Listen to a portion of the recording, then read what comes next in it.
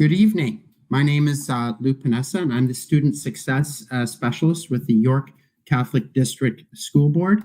And we're very happy to have you here this evening for what I know will be a fantastic presentation with some wonderful presenters.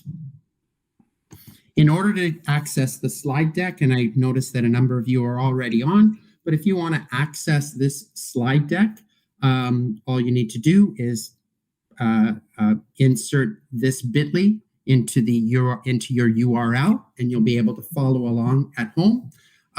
This session is being recorded, and many of these materials will be provided to you after the session. So don't worry about that. If you want to take a picture of this so that you've got this as a resource, by all means, go for it.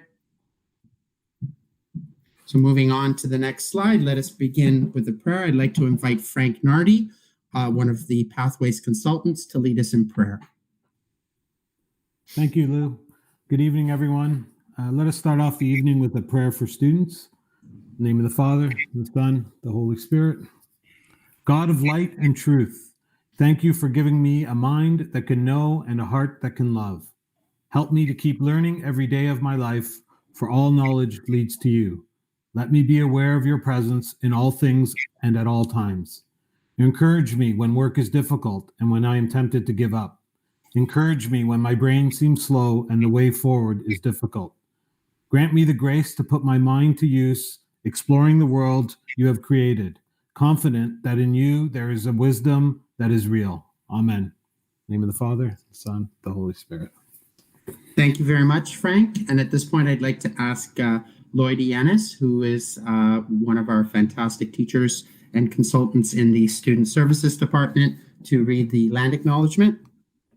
We are all gathered on the ancestral lands and waters of all indigenous peoples who have left their footprints on Mother Earth before us. We respectfully acknowledge those who have walked on it, those who walk on it now, and future generations who have yet to walk upon it. We pray to the Creator for strength and wisdom, that we all may continue to serve as stewards of the earth. Thank you so much, Lloyd. I'd just like to indicate that the York Catholic District School Board is committed to creating and maintaining an equitable learning environment reflected through inclusive programs, curriculum, and practices, with a mission to ensure every child has an equal chance for success. As Nelson Mandela said, education is the most powerful weapon which you can use to change the world. And at the core of all of these information sessions, we have done our best to try to convey information to students and to parents so that students are able to make solid decisions as they plan out their pathway plans. If you have any questions, what I'd ask you to do is please visit that link. I've also emailed you this particular link. You can visit that link to submit a question. If the question isn't addressed during the presentation, we'll try to get to that question if there's time. And if there isn't, then we will be sending out at the conclusion of all of our information sessions a frequently asked questions document with answers to those questions. Okay, so if you would like to ask questions, by all means, go for it. I would like to introduce our speakers for this evening. One of our speakers is Colin Wilkie, who is our OYAP coordinator. So Colin, hi, everyone. And you've already met Lloyd Yanis, who is in Student Services. And we have Tina Stevens here, who is with the Workforce Planning Board in York. And I'm very anxious and excited to be learning a little bit more about the Workforce Planning Board and the tool that you're going to demonstrate for us. I think we'll have a great evening. So let us begin with Lloyd. So I will stop sharing my screen so that Lloyd can share his.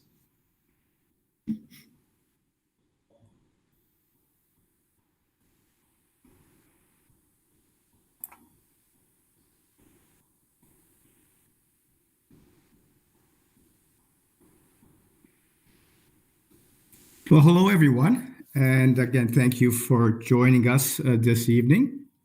My presentation will be on employment inclusion for students with special needs. So what are we hoping to achieve today? After participating in this presentation, participants will understand the importance of transition planning, identify the building blocks of employment, and know the different pathways to employment, and finally, to recognize ways to foster skills at home. So there are many different transition types that students may experience, going from elementary to secondary, secondary to post-secondary, school to community. And the one that we're going to focus on today in this presentation will be school to work. Now, the focus group that I will be discussing will be students with a mild intellectual disability in the educational support program, and also students with a developmental disability in the functional life skills program, with the focus on ability rather than disability throughout my presentation. So it's all about planning for the end in mind, and whatever that vision may be. And that vision may be exploring the world of work. And if that's the case, it's good to work backwards to develop a plan. What is our starting point, and what is our end point? So where is that plan developed, and where is it recorded? Well, that plan is recorded in the IEP. The last page of the IEP is the transition page.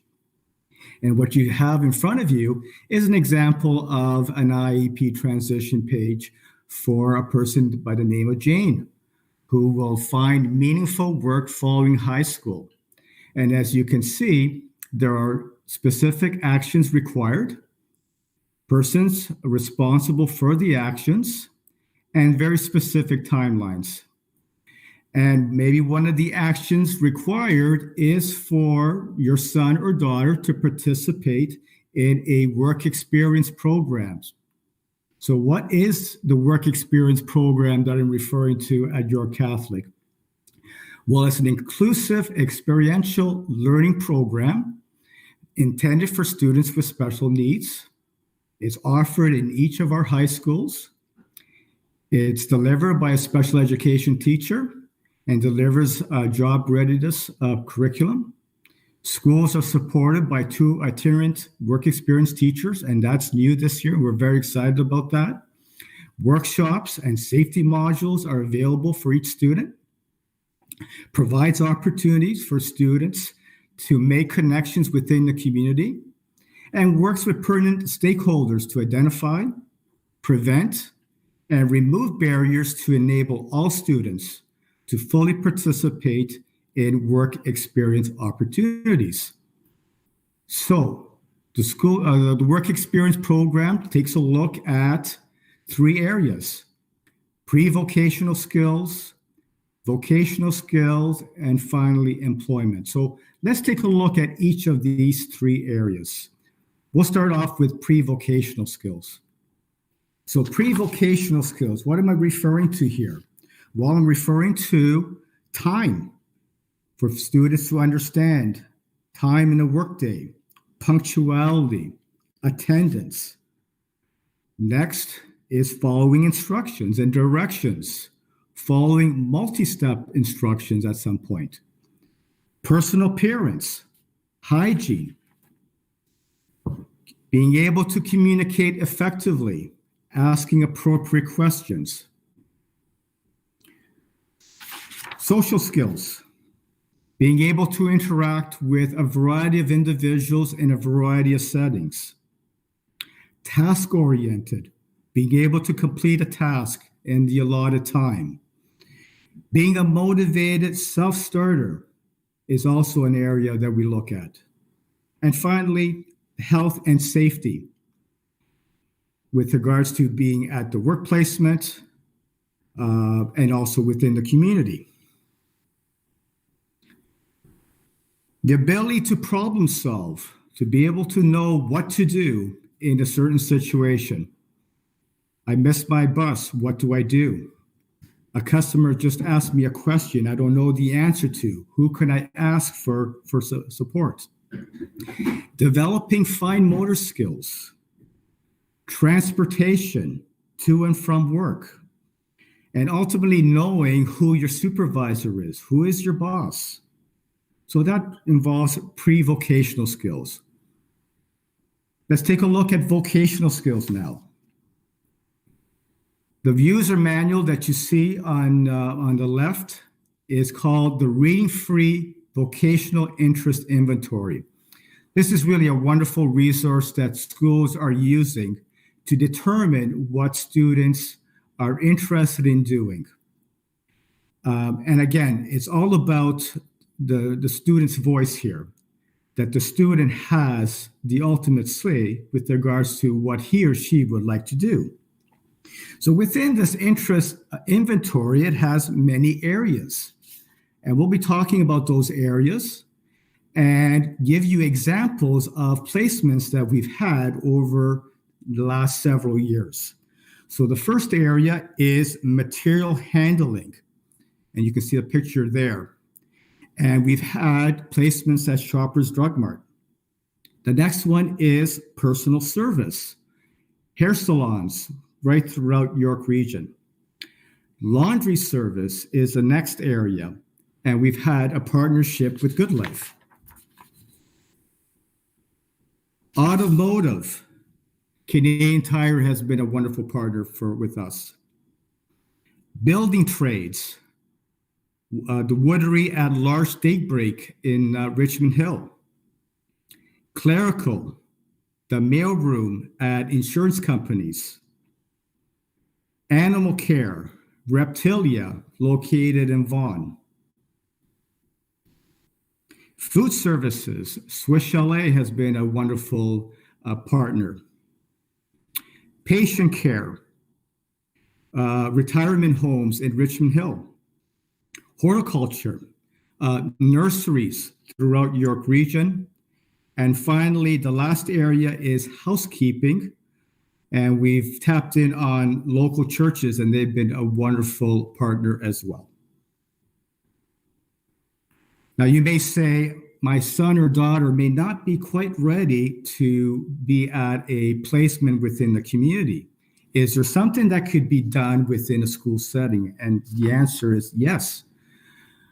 The school store is a possibility where students can participate in. The school servery, another possibility.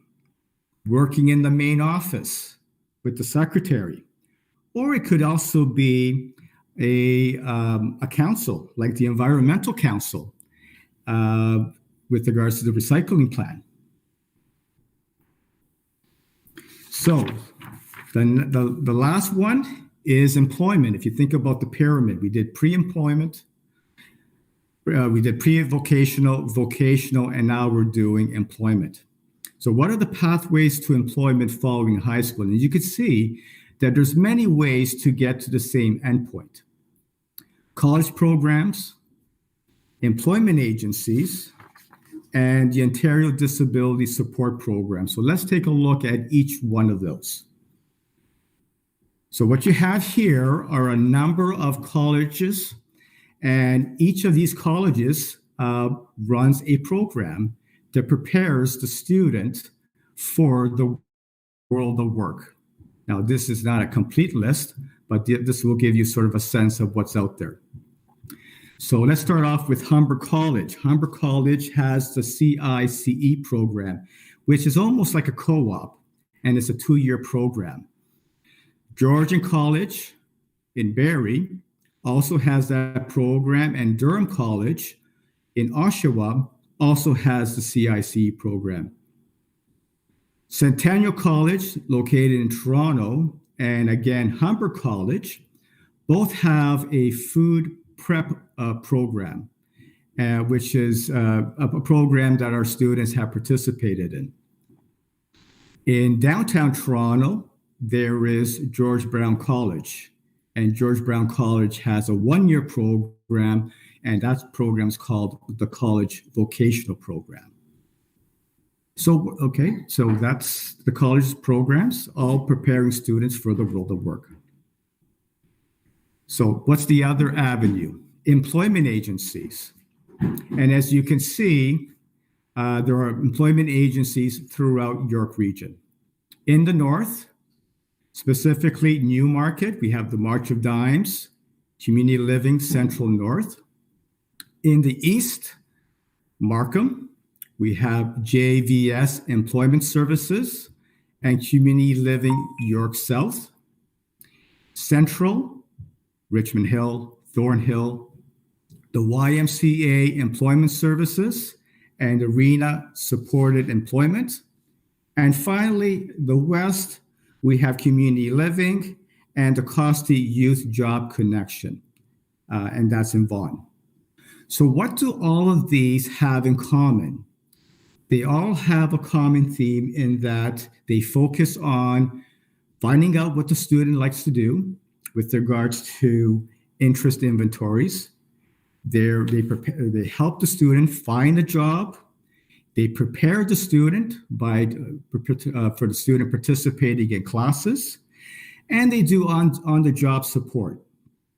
What the beauty of these particular programs is they recognize the hard work that students are putting in by participating in classes and also participating in the world of work, and our students are being compensated for their time, which I think is wonderful. Finally, the last section to get into the world of work through the employment is the Ontario Disability Support Program. Now, the ODSP, a lot of people think of the ODSP as a funding program, and people know that there are employment supports for students.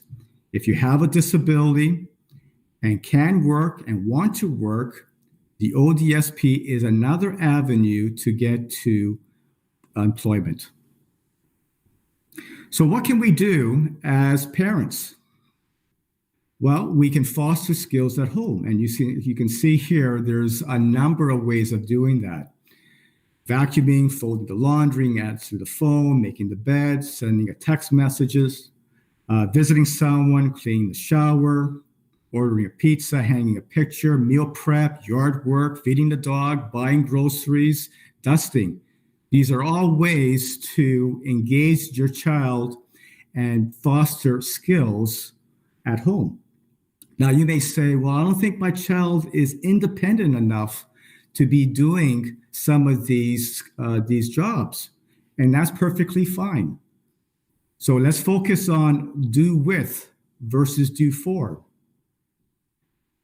Preparing the meal together, going grocery shopping together, washing the car or doing the recycling together, doing with versus doing for. Now, our children may fight us on this. They might say, I'm tired, I don't know, I can't do it. Let's be patient with them, but also encourage them to participate to the best of their ability. The key is to involve your child. Tell me, I will forget. Teach me, I will learn. Show me, I will understand. So what are my final thoughts? If paid employment is not realistic at this particular point when your child graduates, well, let's take a look at volunteer opportunities within the community. If your child is not able to be in the workplace independently and maybe needs more HR supports, well, let's take a look at passport funding to get the supports that he or she may need. And finally, get involved. Get involved with the meetings that the schools have, the IPRCs, the transition meetings. Ask the questions, be involved, and have your child participate in these meetings. So thank you very much. That's my email address. If you have any questions, feel free to send me an email. Thank you very much. Thank you so much, Lloyd. Really do appreciate you generously giving of your time and your expertise this evening to share some very valuable information. At this point, I would like to move us along to the next presentation. So I'm going to share my screen, and I would invite Colin Wilkie, who will be talking to us about OYAP and Apprenticeship Pathways. Hi, everyone. And I'm asking Frank Nardi to join in too, in case Frank can cover me for any information I missed. So what I will focus on is becoming a journey person in Ontario. So the first thing that I'm going to put out there for you, there are different ways to pursue this. There are a number of people that feel that you have to do an apprenticeship or a skilled trade through a union. And number one, that's not true. It does not have to be a unionized environment. Number two, apprenticeships range anywhere from around 3,000 to 9,000 hours. So if you were to compare that to a college diploma, an advanced college diploma, or a bachelor's degree, people in skilled trades are putting in the same amount of time, if not more, in their post-secondary pathway.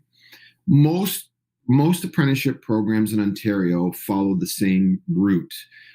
You start from on the job, which is at the bottom of our winding pathway, and we get all the way up to a certificate of qualification if there's a Red Seal exam. And you'll notice that along the way, there's different levels. There's a basic level, an intermediate level, and an advanced level. So essentially, pursuing a skilled trade is a combination of school and on-the-job training. Go ahead, Lou. There's no doubt apprenticeships, they're pathways to rewarding careers in trades. Like I said, as apprenticeship, you take classes and learn your trade by working. And in terms of pathways to rewarding career in the trades, it's amazing how many opportunities come from a skilled trade. Just one quick example I wanted to share with you. We work with a group in York Region called FAF Automotive Group.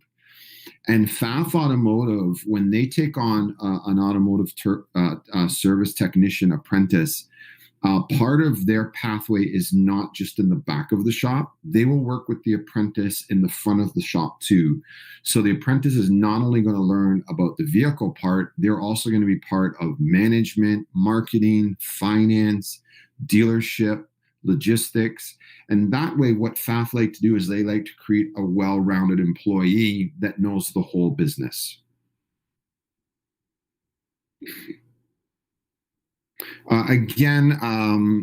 The comparison on this chart is if a student or if a person follows a skilled trade route, as they said, electrician here, remember that when you follow the route of becoming an apprentice or a tradesperson, you're being paid to learn, right? Whereas if you're going to pursue something in college, university, you're paying to learn. And we know that those costs are becoming more and more expensive. So if you look at the comparison of a teacher, which is 6 years in school, a tuition cost of $41,000, and your electrician is about $1,500 in tuition because most of it is subsidized by the government, the difference in debt versus income can't even be measured over a lifetime. You can't make up those 6 years versus what an apprentice has done in those 5 years.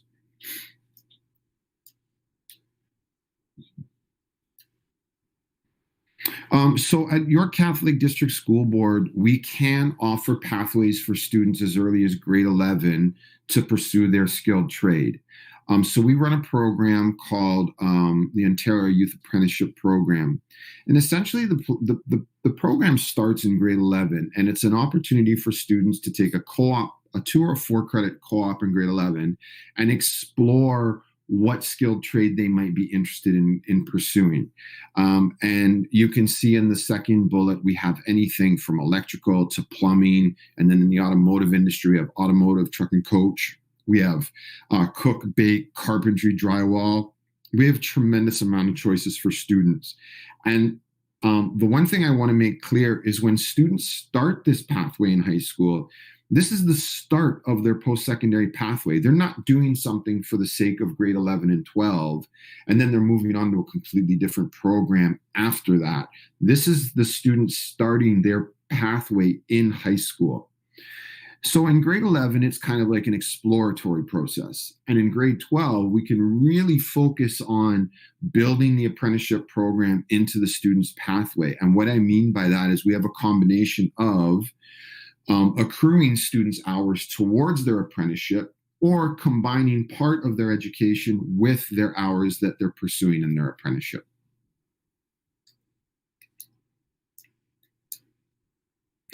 So in Ontario, there's 144 trades, 23 are compulsory. The 23 compulsory trades are your red seal trades. And those are the trades that a journey person can take anywhere in Canada. So if you're a red seal carpenter, you can work anywhere in Canada. If you're a red seal automotive apprentice, you can work anywhere in Canada. So those are the compulsory trades. And then we have 121 voluntary trades. There are 4 categories that trades can fall into. So construction, industrial, motive power, and service. Service is where you'll find your cook, your bake, your hairstylist. Okay, and your motive power is your automotive, your truck and coach, your auto body, and things like that. Okay, go ahead. Just a couple points I wanted to add, just to add to what you were saying. It's not uncommon for a grade 11 co-op student to take try out one trade in grade 11, and then maybe switch in grade 12. That sometimes happens. But the big advantage of being part of OYAP, and I've seen this firsthand from my co-op students, is they're already enrolled. They're already, as Colin said, along their pathway.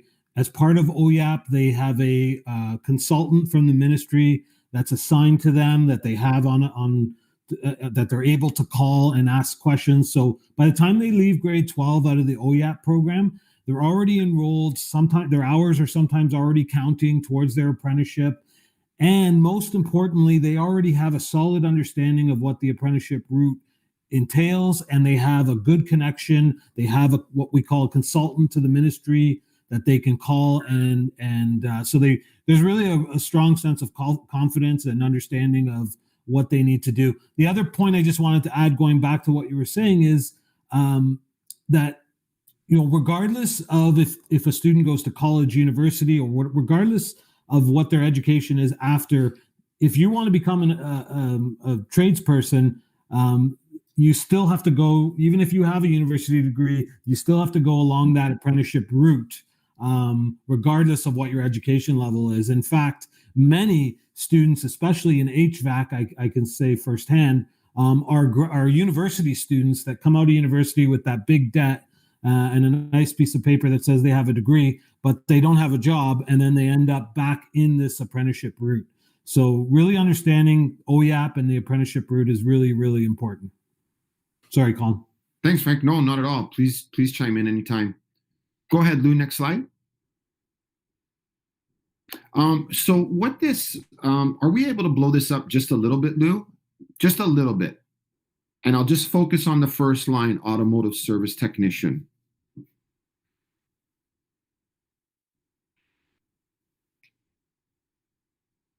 Thanks, Lou. If you look at automotive service technician, the code is 310S. What I wanted to show was if we go right along, so that's your 6,500 hours you need. Can you scroll along a little bit, Lou? Keep going. Perfect. At 2010, you see 888.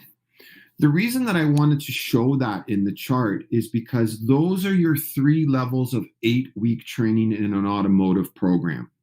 So an apprentice will work on the job for about 1,500 hours. Then they will go to work. They will go to school for an 8-week block. They will return to work, accumulate another 1,500 hours. Then they will go do another 8 weeks of their schooling. Then they will complete their final hours on the job site and then return to their last 8 weeks of schooling. So this chart here, if anyone is ever interested in it, you can reach out to me. And what this does is it outlines the entire map of all 144 trades in Ontario. And it breaks it down what the code is, 310S. How many hours? 6,500. And as you go along, it will tell you what's a compulsory trade and what's a voluntary trade. So this is a super important piece of documentation that I hand out to all my students when they're in the apprenticeship program. Thanks, Lou. So we have different delivery models and agents. We have two. We have the college model, and I want to dismiss the misnomer. This is not a college program that you can apply to, like Frank said. These are partners for the Ministry of Training who provide the curriculum through Humber, George Brown, Sheridan, or Centennial. So for instance, that 8-week program that I was telling you about over 3 levels in automotive, the only college in the GTA that offers it is Centennial College. But it's not a program that you can apply through for OCAS. It's only a program that is monitored and managed through the Ministry of Training. So those are our college modules. We also have union modules. So we have Local 27 in carpentry. We have the International Brotherhood Electrical, and we also have the tile union in Woodbridge and the drywall union in Woodbridge as well. So we have access to both models for our students.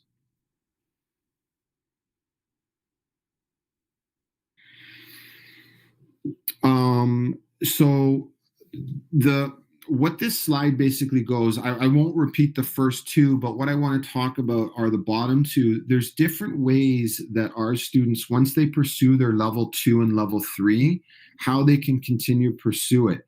So we have what's called a day release program, which is where a student in level 2 or level 3 might only be going to the college 1 day per week. So they might have worked out a deal with their employer that they'll move their 40 hours as opposed to Monday to Friday. They will now work 10-hour days Monday to Thursday. And then on that Friday, they would attend their day release program. The other way is block training, which is what all of our level 1 students do. So to give you an example, a student in grade 12 who's in a 4-credit co-op, they want to be an electrician. They will attend their co-op placement for the first 9 weeks.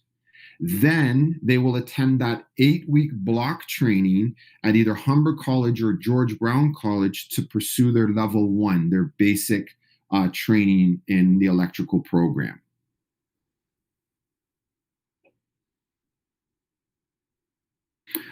So what happens for our students in grade 12? The most important piece of documentation is the contract between the apprentice and the Ministry of Training, and that contract is called a registered training agreement. Our students can actually sign registered training agreements in grade 12. So what happens is it's a contract between the journey person, the apprentice, and the Ministry of Training that says this journey person will then take on this apprentice over this co-op period. Our students can earn anywhere from 200 to 480 hours towards their apprenticeship, depending on if they're in a 2-credit co-op versus a 4-credit co-op. In our case, there's no application required. What happens is we set up interviews for our students. There are no costs for our students in terms of applications or tuition. And that's what that apprenticeship pays a reservation fee of $11 to $15 a day. Our students don't pay that. Once students are in the regular program and they've been accumulating paid hours, when they go to their Block 2 or their Block 3 training, they're potentially eligible for employment insurance as well over those 8 weeks. The red seal is the red seal that I was talking about earlier. The most important thing, it's interprovincial designation. So a red seal carpenter is a red seal carpenter is a red seal carpenter from British Columbia to PEI. An electrician is a red seal electrician from BC to PEI. So where a lot of people might have been familiar with this is when Alberta was going through the boom, they were desperate for people in the construction trades. So a lot of electricians, a lot of plumbers, a lot of refinaire, a lot of general carpenters were moving out to Alberta to work on the refineries. Again, this is just the code. When you look on the pink chart, it will tell you if the trade is a red seal. So you can see an automotive service technician, that's a red seal trade. A baker is not a red seal trade. So it's not the same red seal examination process, but you can see electrician is a red seal trade. Okay? So the terms you need to know, a sponsor is someone who will sponsor the apprentice. So in our students in grade 12 who have decided to become apprentice, the employer has someone on their team who can be a sponsor, who is a journey person in that particular trade. The registered training agreement, that's the agreement that links the student to the ministry to the employer, that tracks all of the hours. Ratios are, the journey person to ratios are usually set 1-to-1 for all. However, the great thing about Ontario Youth Apprenticeship Program, the ratios do not count. So employers don't have to worry about overstepping ratio boundaries. They do not exist with apprenticeship students in high school. So this is how a general apprenticeship works. So I graduate high school and I know Frank Nardi is an electrician. And I say to Mr. Nardi, hey, Mr. Nardi, I want to be an electrician. Would you sponsor me? So Mr. Nardi is the sponsor and I'm the apprentice. And I work with Mr. Nardi on the on-job training for, let's say, 2,000 hours. The Ministry of Training will call me to say, hey, Colin, listen, we have a level 1 seat for you available at George Brown College for 8 weeks. Would you like to take it? I say yes. I let Mr. Nardi know that I'll be leaving the workplace for 8 weeks. He lays me off. I'm not fired. I'm not dismissed. I'm collecting employment insurance over those 8 weeks while I'm at school. And I finish my basic training. And there's modules. There's 6 modules in most of them, 6 to 7 modules. And you need a minimum of 70% generally, but in OYAP it's 60%. And then I return to Mr. Nardi's electrical company, work another 2,000 or so hours. I get called by the ministry to do my level 2 seat, my intermediate seat at, say, Humber College this time. Same process. Mr. Nardi lays me off. I go do my 8 weeks of training. I'm successful in my level 2. I come back to Mr. Nardi to do my last chunk of hours in electrical. I get called by the ministry to do my level 3. So my 8 weeks again, Mr. Nardi lays me off. And then at the end, I get prepared to write my Red Seal exam through the Ministry of Training. This whole process that you see for an electrician takes about 9,000 hours. This whole process that you see for a plumber takes about 7,200 hours. So depending on the route that the student is going, it's a combination of school, 3 levels, and a combination of hours to get to the end of level 3, voluntary, or to write your Red Seal compulsory. So here's your breakdown of your combination of work hours and your training hours. Electrical, ref and air, plumber are the most, and then you can see it becomes a little bit less on automotive, and then we start to get into the service sector, your cook and your hairstylist and things like that. The point is, regardless, you recognize that it's a combination of work hours and training hours to become a journey person. So we use plumber as an example. Plumbers right now on average are between $45 to $50 an hour. That includes benefits and your pension and your investments with the company, like your union dues and everything. And you can see as the apprentice goes through the process, they would start at 40% wage, 50%, and then that climbs all the way to 80% by the time they finish their level 3. Once the apprentice has finished their Red Seal and completed their Red Seal, they're at full wage. So for plumbers, that's where they would be at their $50 an hour. The one thing I really want to point out here is that's based on 2,000 hours.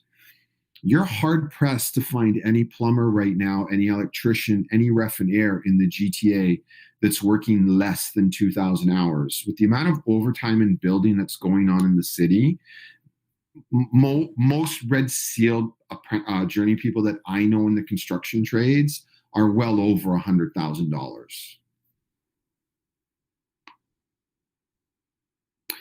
Again, here's your ratios. So if you look down at the electrician, it's 1-to-1 in first year, 2-to-2, and it just begins to break down what the ratios are as you go through it. So you'll see the wage rate beside it, 40, 60, 70, 80.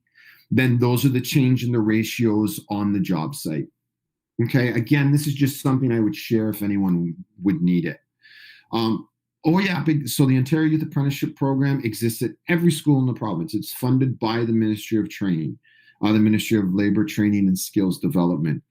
Our funding is administered by the business plan that I work on with Mr. Panessa and Mr. Nardi. And so for an example, actually, I'm going to let Mr. Nardi quickly talk about this. Do you want to talk about the program that we're trying to get off the ground? Sure. Thanks. The construction program you're talking about, right? Yeah. Yeah. So we have submitted an application for a construction SHSM specialist high skills major. You can disregard that for now, but it's a construction program that's going to be related to co-op. We are thinking of. So we're waiting. We'll know by June, the end of June or early July, if we are accepted. If the ministry is accepting our offer for this program. We're calling it a construction academy, and students would be taking some specific tech courses, followed by in grade 11, they would register in our specialist high skills major program in construction. They would also, we're looking at a 2-credit co-op minimum in grade 11 that we would run a pre-apprenticeship type program where students would go through a pre-apprenticeship program where they would maybe get a little piece of different trades in the construction sector, preparing them with the end goal of preparing them of really for them to discern which trade they want to go into, and then prepare them for a 4-credit co-op in grade 12. Did I miss anything, Colin? No, and the reason, and you can stay online, Mr. Nardi, in case I miss anything. The reason I wanted Frank to talk about that is back to the funding point. When Frank and I make proposals like this, both ministries, the Ministry of Labor and the Ministry of Education, are putting so much focus on skilled trades right now. The opportunity for funding for us is incredible. And what that means for the students is literally, if you go back to that chart that Mr. Panessa had, where they're at 40% of their wage, 50% of their wage, 60% of their wage, we're sending 18-year-olds out there making anywhere from $20 to $22 an hour. That's where we're at. So imagine averaging $22 to $25 an hour over 3 years at $2,000 a year versus paying tuition for 3 years. And that's the key to the funding for us, is the growth in these programs is so big right now that we can almost set students up for success right out of high school. Okay. OYAP is a K-12 program. Absolutely. We promote this program as early as possible to try and get kids interested in skilled trades. And we have a number of ways of setting up apprenticeship training options for students. So the accelerated level 1 is that combination of schooling and basic level 1, or just students that are interested in accruing as many hours as possible while they're pursuing their trade. So this is a level 1 program. So I know it's hard to go back to the old one, and you don't have to do that, Lou. Don't worry about that. But you'll notice what we can do in high school is we can move the level 1 to the beginning of the process. So now our students are getting a combination of level 1 and on-the-job training. And when they graduate from high school, they have a lot of those first 2 blocks already under them. And that's why we call it accelerated level 1, because our students are pursuing their level 1. And so again, if you look at it the usual way, if it was a high school graduate, they have to do the on-job training first before level 1. What we're saying in OYAP in high school, like Mr. Nardi was explaining in our program, we can literally flip those 2 blocks.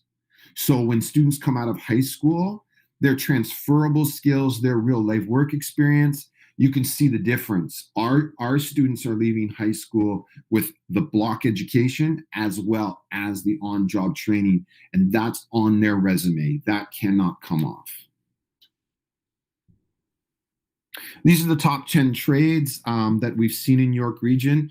I would actually say that truck and coach is growing dramatically. It's a fast growing sector. Without a doubt, our most popular program are definitely automotive. But I think what we're starting to see in terms of industry and change is we're starting to see the comeback to the construction trades, the electricians, the plumbers, the HVAC, and the carpenters. We're starting to see that growth again. There's all kinds of grants available for students and federal loans for students in programs and apprenticeship. Depending on when you finish your apprenticeship, there's loans and grants available when you're halfway through your apprenticeship. There's loans and grants available for tools for students in construction sectors. I don't think there's a better time to pursue this opportunity right now. This has been the best time ever. And Frank, you can chime in if you want.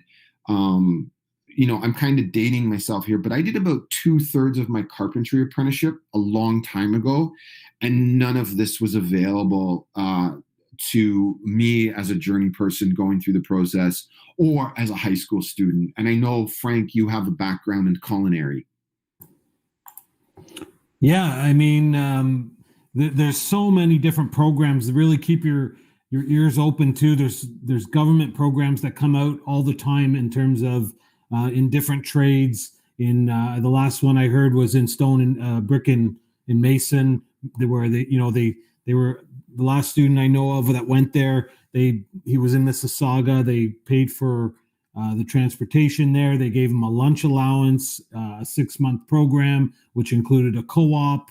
And then he came out. They actually found him a job. He came out working. So definitely the right time to go into it. And just to reiterate, it's really important to understand. I'm glad Colin's gone through this, because I've had parents say to me, well, I want my son or daughter to do go to college. And so it's important to understand that when you do that plumbing program, let's say, for example, in college, that's what we call a pre-apprenticeship program. So at the end of that 2-year or 3-year or 1-year program, whatever it is, you still have to go through the apprenticeship route. So you're back at finding, as Colin said, finding the partner. What's the wording there, Colin? The sponsor. Yeah. Finding a sponsor again. Finding an employer to sign you on. So you're really, and I've heard from many people in the trades, owners of businesses, that have said they almost prefer the student coming right out of high school that's fresh, that they can train, the way they want to train them, versus the student coming from college. So if you look at from that perspective, and from the perspective of the finances, where a student is earning money coming right out of high school versus paying for college or university fees and then going into it, the difference is drastic there. So it's really, you're right. It really is a perfect time to take advantage of the apprenticeship process. Yeah, just back to my truck and coach students, I just want to share a quick story. Over the last 3 years, we've graduated about 9 students from our truck and coach program, and every single student has had a bidding war for their services. So they've come out earning it, July 1st at the end of grade 12, anywhere from $22 to $24 an hour, right out. So again, here's your tools grant. And again, there's just all kinds of grants available right now. And the funding that we're being supported with to start our students in these programs is just phenomenal right now.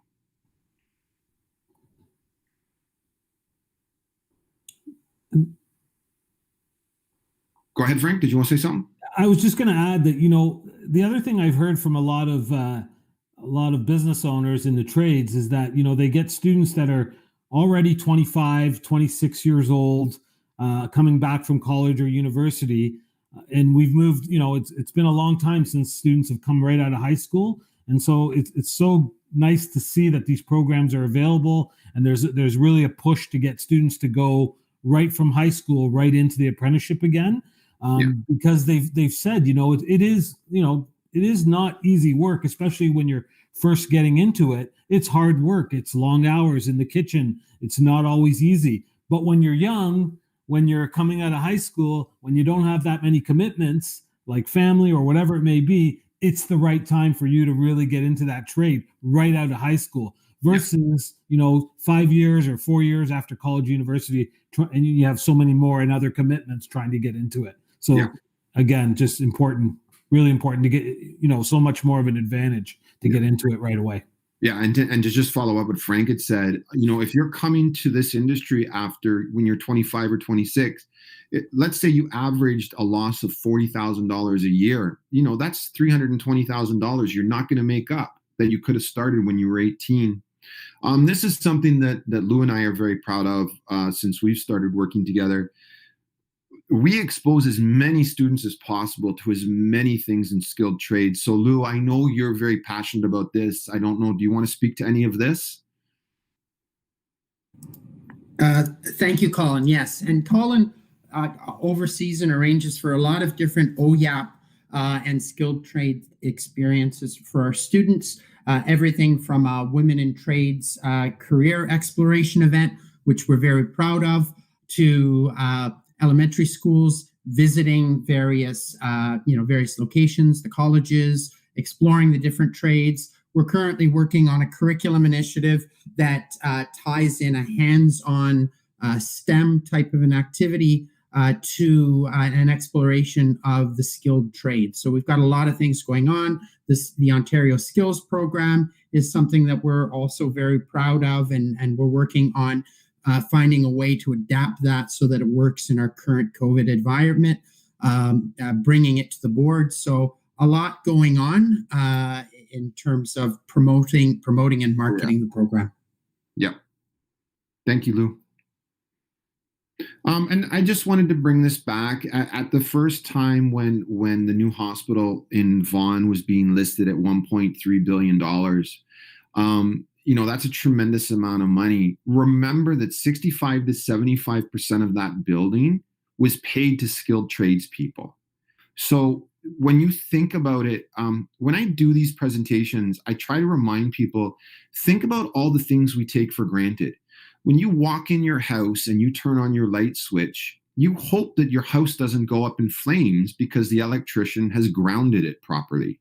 You hope when you go out for dinner that the head chef has taken care of all the inventory and you don't have food poisoning. You don't assume that when you come to a red light that, you hope that you're going to brake. You're braking. And it's amazing how many activities every single day we do that are the responsibility of people in those skilled trades. This is my email and this is my contact number. There is so much information in apprenticeship that it's just so much easier for you to reach out to me and give me a call or shoot me a text. And then I work through with whatever your questions are regarding your student. I don't know, Frank or Lou, if you guys have anything to follow up with. I'm good. Okay. Okay, thank you very much, Colin, for your expertise and wisdom. And thank you very much, Frank, for your support as well. At this point, I would like to move us along to our next presentation. And I'm going to share the screen with Tina. Or I am going to stop sharing my screen. So Tina, so Tina can share her screen. And Tina comes to us from the Workforce Planning Board in York Region. Hi, everybody. Thank you so much for your invitation tonight. I have really been enjoying this presentation. I've learned a lot. So my name is Tina Stevens, and I work with the Workforce Planning Board of York Region. We are part of the Employment Ontario Network family. We are one of 26 local boards funded through the Ministry of Labor, Training and Skills Development. And our work focuses on identifying and addressing labor market challenges at a local level. So tonight I'm going to talk to you about a new product, and I think this is a great segue from the information that our first two speakers talked to us about this evening, to a new tool that we have at the Workforce Planning Board, or WP Board. It's called Work in York. And Work in York is a series of tools designed for job seekers, people changing careers, educators, and employers. There are two job finding tools, two career development tools, and two workforce development tools. Now, I'm going to focus on three tools for you tonight. So each tool has a quick reference guide that you can download. It's one page. These tools are extremely user-friendly. And so I'm just going to start with the job board. So I'm going to open the job board, and this tool can, as I said, can be found on our website. So this is a job board that scrapes about 20 other mainstream and local job posting sites. So Kijiji, Workopolis, Indeed, as well as some local sites. It updates itself every single hour, and as you can see, there are 4,320 jobs on the job board. The jobs that you are currently looking at are the jobs that are most recently have been added to the tool. So if you use the menu on the left, you can search by keyword search. You can search by specific industries. You can search by whether you're looking for full-time or part-time. You can search by duration, so permanent, temporary, or contract. And another nice thing for especially young people who are starting out, you can search throughout the region. So depending on where you live and what your ability to move around is, if you're reliant on the transit system, you can focus on a specific area. So the other interesting thing that I just want to point out with this tool is that you can search for certain jobs, like apprenticeship jobs. So I'm just going to click on that for now, and I'm going to do a search. So I'm just waiting for it to load. So there are 52 jobs, apprenticeship jobs. Now, I think some of these may require some previous skills or some experience. So 310T, that was that truck and coach mechanic that Colin was talking about. And I just want to reinforce that that is probably one of the most in-demand jobs within the skilled trades in York Region right now. Truck and coach mechanic positions, as well as CNC operators and machinists in the manufacturing sector or the industrial trades. They're very much in demand. So there's one right there, a glazer. People don't think about window installation. Think of all those buildings in York Region or in downtown Toronto that are primarily made of glass. So these are glazers that install all those panes of glass. So what you can do if you are interested in the position, you just click, a new window opens, and there is the job posting. This one happened to be posted on the job bank. So you can, with the beauty of having it open in a new window, is that you can then open several jobs at a time and look at the jobs, cursor back and forth between the different jobs to see if they meet your needs. A couple other things that I want to point out is that also for people that are coming out of school, we also have a list of job fairs that are going on in the community. Now, our service providers or people hiring. So TS Tech has got a hiring event. They're an automotive company up in Newmarket. They've got a hiring event going on. There's a virtual job fair happening for healthcare workers, or Spring Lakes Golf Club is getting ready to hire their summer staff. So they're running a job fair. So that's another way of narrowing your search. And then the last one that I just want to share with you is that there are a page of student jobs. So I'm just going to load those. Now I'm just going to go to the last page of this one.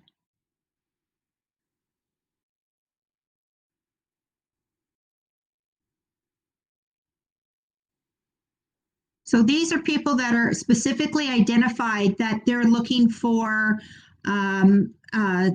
students or co-op opportunities or internships. So you'll see that of the 4,300 jobs, 196 of them have been identified that they are open to receiving resumes from students. So this, I think, is a really excellent opportunity for people who are trying to get some experience by checking this out. So the next tool that I want to go to is the job map. So I'm going to click over to the job map. So what this does, I'm just going to click on this, and you'll see all of these circles. So what that is all of York Region and all of the jobs. Now, the one thing I just wanted to point out that in order for a job to be on this map, it has to have an address associated in the job posting. So unfortunately, not all employers want to post their location. So you're not going to get all 4,300 jobs, but it's still, if you've got transportation issues, because we know we live in a huge region in York Region. This is a way to do it. So a single briefcase is one job. So this is a carpenter position up in the Georgina area, and then we've got another job here is a food service supervisor at Subway Sandwiches. But the reason I'm pointing this out is you can see these little buses right here. So what we've done is to help people figure out whether the job is doable for them. We have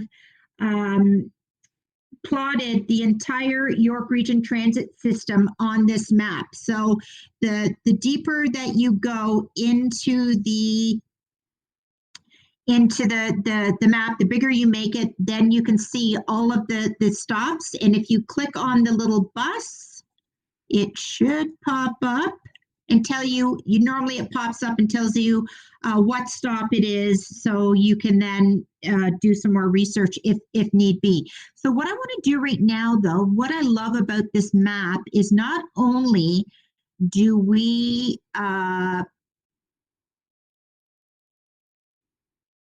let me cursor back out. Not only we've got some other services that we felt were important to helping people become employed. So, for instance, I said that we were part of the Employment Ontario network. So these are all of the 14 Employment Ontario offices that are located in the region of York. Now, for those of you who do not know what Employment Ontario is, these are free employment agencies that work with both employers and job seekers and students, youth, to find jobs that meet what you're looking for or your experience. And they're actually funded by the province of Ontario. So our tax dollars go towards, there are employment counselors there, there are job developers there, and they do offer a full suite of services. So youth, barriered youth, special needs job seekers, newcomers. So they offer a complete suite of services. So some other agencies that we do have is we've got the private agencies or for-profit agencies. So your Apple ones, or who else do we have? Robert Half. So there are some other agencies on the list. And then we have, somebody was mentioning March of Dimes. I think it was Lloyd in his first presentation. So here are the March of Dimes offices that are plotted on the map. I think there's quite a few. And 360 Kids, which is for a youth agency for barriered youth. So there's quite a lot of resources here on the map. And also for our newcomer youth, if language training or literacy is, if you want to get your GED, or for if anyone who has literacy challenges. And then we've got also language training for our newcomer population. These are all free services where someone can go and improve their language training. And then I just wanted to, we talked about employment supports for special needs students. So here are some more, these are specific organizations that work directly with Ontario Disability Support Program. And as Lloyd said, that they offer a full employment support program as well. And these are all of the providers of this program across the entire region. So again, this tool is quite a bit of resources attached to it. So I am going to jump to our last tool that I want to share with you tonight. And I think this is my favorite tool of all. So this is called the Career Explorer. And I'm just going to let it populate. I love the way it opens up. So what this is these are occupations that are available in York Region. And you'll see that the ones with the dark blue circles that have a number at the bottom, those are occupations where there are currently job postings in the job board for these positions. So I just want to, I'm going to start with, let's do finance and retail. So I'm going to narrow my search to finance and retail. So these are some of the jobs. So you'll see that there is a job posting here for a store clerk. So you'll see that there are some arrows attached. So what this is, this offers you a pathway, so you can understand that you can start as a store clerk, but you can maybe go to a cashier, or you can venture down to a sales clerk. And so as you hover over the different occupations, you can see the pathways either to that occupation or to other occupations. So I'm going to do one more to show you. You've got a couple of bubble size options. So what we can do is we can sort this by number of job postings that are available. So look at, there's 111 job postings available in York Region right now for administrative assistants. So I'm interested about that job. So I am going to click on administrative assistant. So another window opens at the side here, and what it tells me is that this is a demand job in the region of York, and it gives me a short explanation of what an administrative assistant does, and then it tells me that these are some of the skills. So what it does is this database, or this tool, is scraping or searching through our job board for any job posting that has administrative assistant, and it's going through and it's collecting some of the skills that are listed in the job postings, and then it's compiling them here for you to get an idea of what the skill sets are to see if they match some of your skills, or if you're bilingual, or if you're a very organized person and you've got good time management skills or problem solving skills. But what's really interesting too is that where salary information is available in these postings, you can see that you have the potential to earn $21.19 an hour, or $44,065 annually. So this is, I think, so useful to help educators, help students make decisions about their careers and potential careers and pathways, and also to help students discover where their interest lies. So that's, again, what I love about this tool. So since we spent a lot of time on apprenticeship tonight, I am going to just resort this map by apprenticeship, but I'm also going to change the job openings to salary.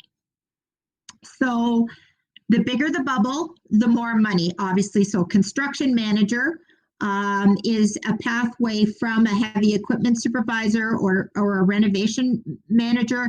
There are currently 12 job postings. So I'm going to click on construction manager. It gives me the job description, and it also to review some of the earning potential in skilled trades that a construction manager, the average median annual salaries. So that's a median salary is $87,000 a year, and it will also, again, the type of skills that will help you be successful. So you obviously may not be able to start out as a construction manager, but if that is really appealing to you, you can see the types of skill sets that you need to develop if that's where you want to end up. So again, that's what I love so much about this tool. And again, all of these different, I had mentioned that in industrial millwrights. So there are a lot of need for industrial millwright mechanics. So there's 10 postings. So it's everything in here is soup to nuts. And as Colin was saying, there's 144 different trades.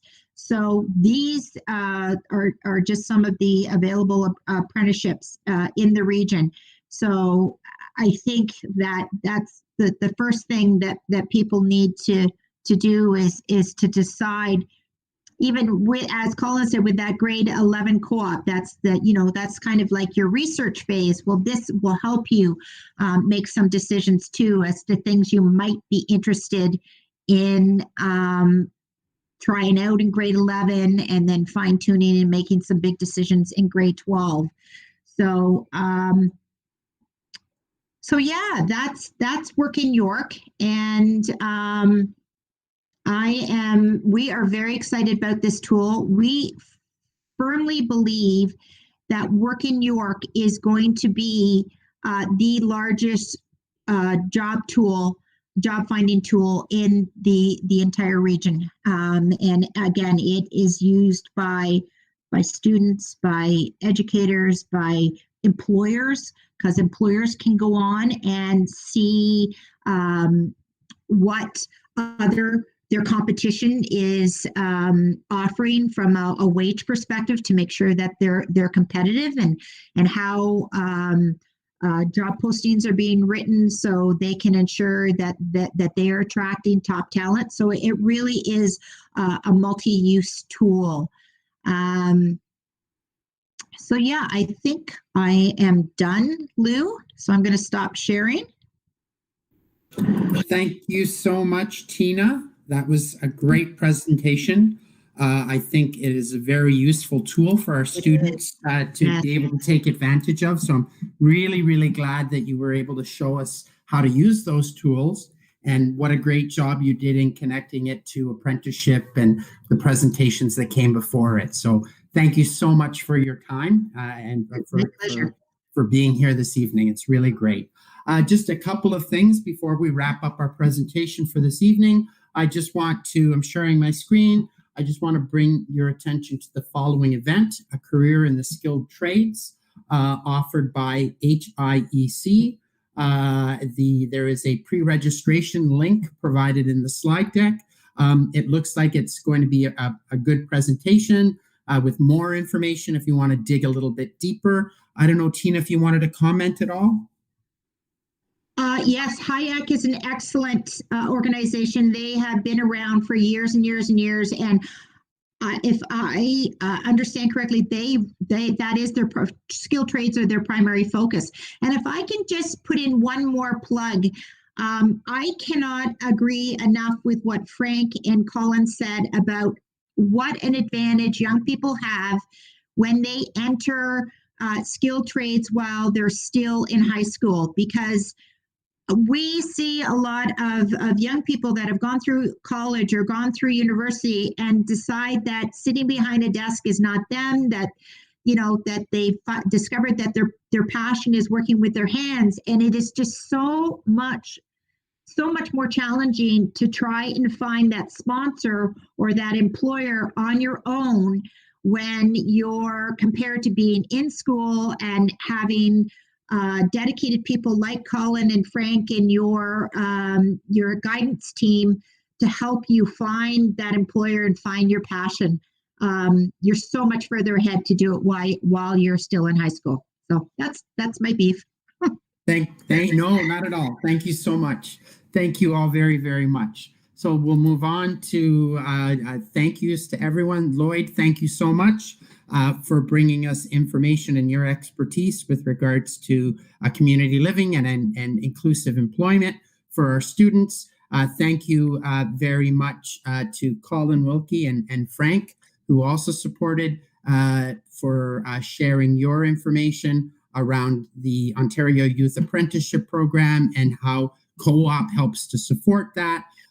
Do keep in mind that we are expecting some good news with regards to our construction project that we are hoping will be approved by the ministry. So that'll come up a little bit later on in the year. I would like to thank Tina for all of her enthusiasm and for taking us through those tools. I'd like to thank Michael Poupard, who is managing the tech in the background to make sure that this presentation works beautifully for us. And I have to give major kudos to Jessica Kingsbury, who I should have introduced at the beginning, who's done a fantastic job of signing this presentation for us. You can't imagine how exhausting it must be to go as long as she's been going to make sure that we're providing an inclusive presentation. So thank you very much, Jessica, for being here this evening. Any questions that have been populated in the Google form, we'll do our best to answer. Some of them, I think we may email you directly because there's some specific questions. I want to thank you all for being here this evening. And if you have any questions about anything, do reach out to any one of us. We're happy to help and to serve you in making good decisions moving forward. So have a great evening, and thanks a lot.